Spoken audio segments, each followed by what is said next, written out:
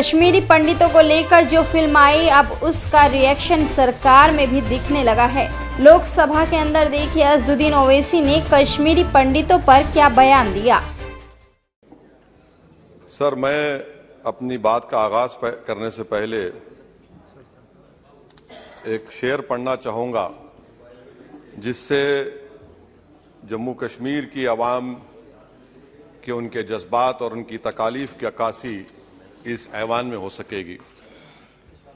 शायर ने कहा कि आज वो कश्मीर है महकूम व मजबूर व फकीर, कल जिसे अहले नजर कहते थे ईरान सगीर, सिनाए अफलाक से उठी है आह सोजनाक, मर्द-ए-हक होता है जब मरूब व सुल्तान व अमीर, कह रहा है दास्तान बयादारी आयाम की कोह के दामन में वो गम खाने दे खाने पीर।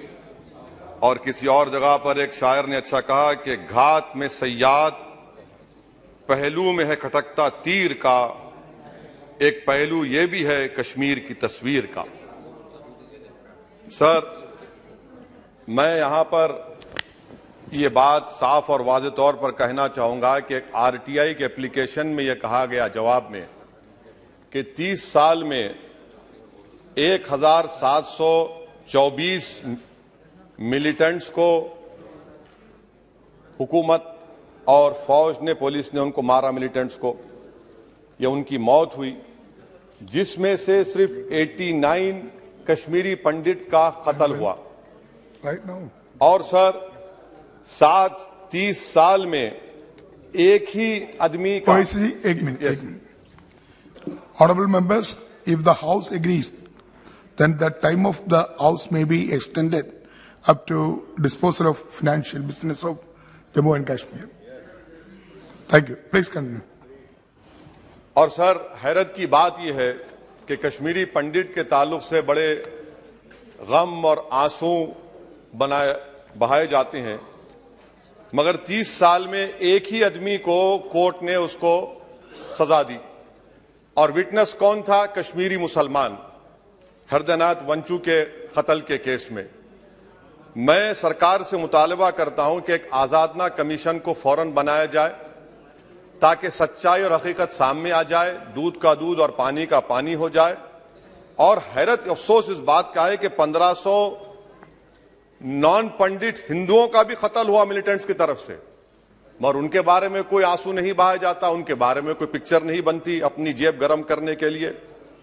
सर, दूसरी बात यह है कि जो बात यहां पर सरकार की तरफ से कही गई कि जो डिलिमिटेशन हुआ, असेंबली और पार्लिमानी हलकों की जो हदबंदी की गई, वो बड़ा ही साफ सुथरे तरीके से किया गया।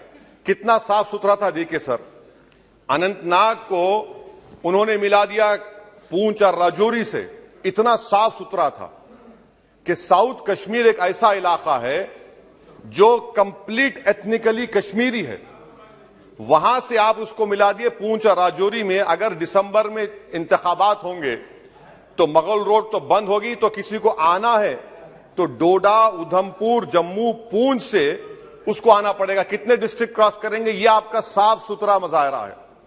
तीसरी बात यह है कि सर, मैं मोहतरमा फाइनेंस मिनिस्टर साहिबा जब जवाब देंगे, वो उस ऐवान के जरिए पूरे मुल्क को बता दें कि आपने दफा 370 को, आर्टिकल 370 को हटाने के बाद आपने कहा था कि हर मर्ज का इलाज हो जाएगा।